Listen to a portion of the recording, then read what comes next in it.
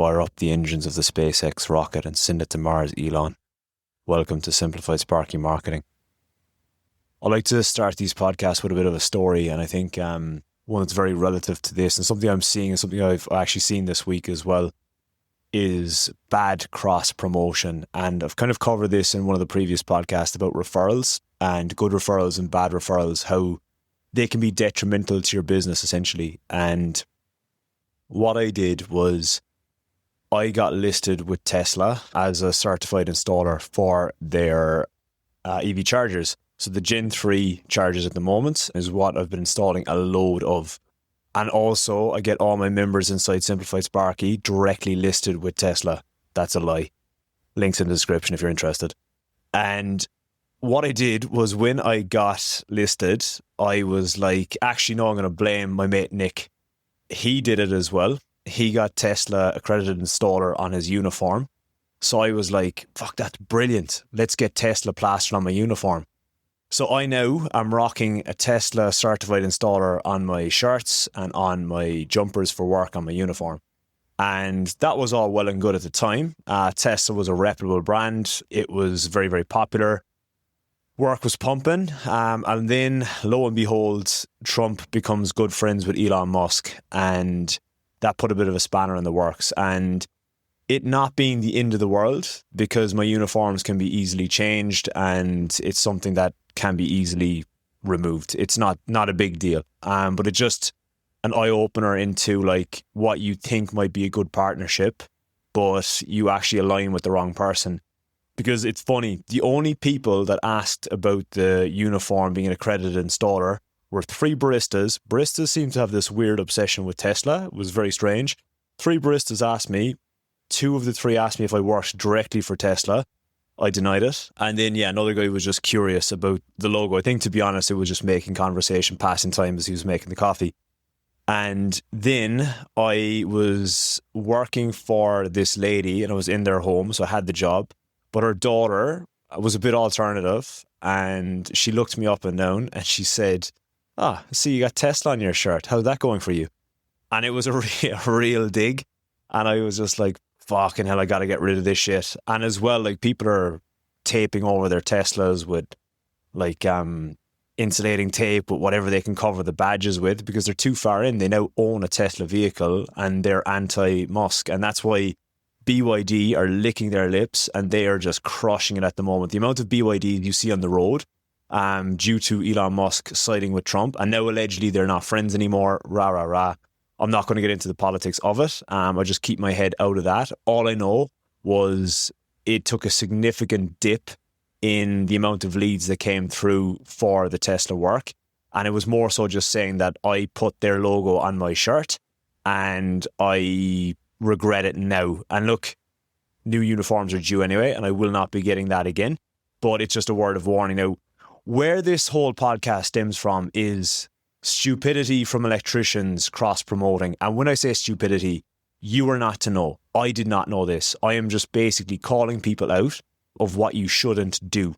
And I did this. Like, everything that I fucked up with, you will know about it, because every one of us are fallible human beings. We make mistakes left, right and centre. And that is something that I always teach to my members, is like, I will be the first person to put my hand up and say, I fucked up. I did this. This is how you don't fuck up. And what I did back in the day was, like, let's say, for instance, I was installing a beacon lighting ceiling fan or something like that. When I'd post a picture on Instagram, I would tag beacon lighting, because I'd be like, electrician brain going, I'm going to fucking put up the ceiling fan, tag beacon lighting and get loads of work. It's like, no, that's not how it works. It's like, only other electricians are going to be seeing it in beacon lighting. It's not going to be a thing that clients might stumble across it on their Instagram.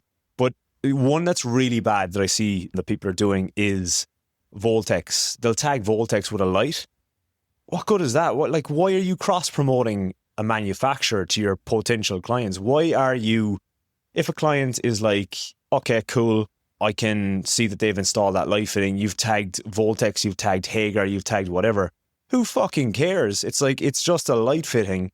If you want to emphasize that it's got 7-year warranty, by all means, put that in the bullet points, but you don't have to give away the secret sauce of where it's from, because if that client is very anal and they want to go digging, I know Voltex prices are hard to find, but they can probably still dig it out. Why not just put the benefits of what is actually involved with that light fitting underneath?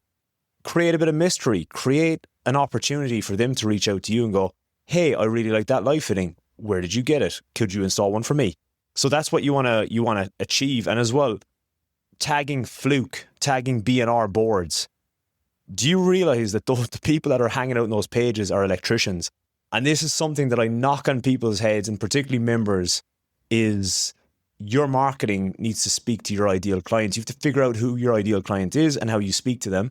But I can tell you, sure as shit, unless you're a level 2 electrician or electricians give you business, like again, a level 2 accredited electrician, fair enough if you're tagging these products and shit like that. But if you're doing commercial fit outs, if you're doing residential service and maintenance, if you're doing industrial, stop tagging sparky companies. It doesn't make sense to promote them.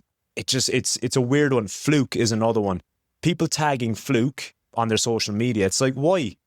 All this is very egotistical to go, oh, look at me. I've been shown on the Hagar page. I've been shown on the fucking Fluke page. Stop and think for a minute. It's like, are you going to get any work from that? At the end of the day, your marketing efforts, you're most likely, this is the kind of style of a lot of people is, the amount of marketing you do is probably quite minimal. A lot of electricians don't want to do marketing. That when they do it, Hagar post, that Fluke post, where their time was better spent was doing specific pages in their website. It might have been putting a specific post about something they did on, be it their Google business profile or else on social media that's relative to their ideal client. And another thing I'm seeing is cross promotion on uniforms, just like I spoke about with my Tesla Alliance. I see the likes of people getting, like, let's say for instance TLE. I use TLE a lot, love TLE, and TLE had this thing on a stage where they would do your uniform or something or give you some bit of a discount, which was fair. There was something in it for both of you, but you then would get a uniform with TLE electrical on it. And now again, a psychological shift is your clients don't have a fucking clue who TLE are. Like, it's hard enough for clients to remember your company, your brand. But if you are promoting the likes of TLE, the only people that are going to benefit from, you are creating brand awareness for an electrical supplier that other electricians are going to observe and be like, oh, they must shop in TLE.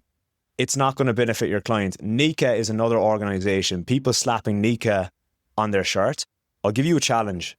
Go to your partner, your mother, your dad, your cousin. Ask them what Nika is. Ask them what Nika is. Can you explain who Nika are?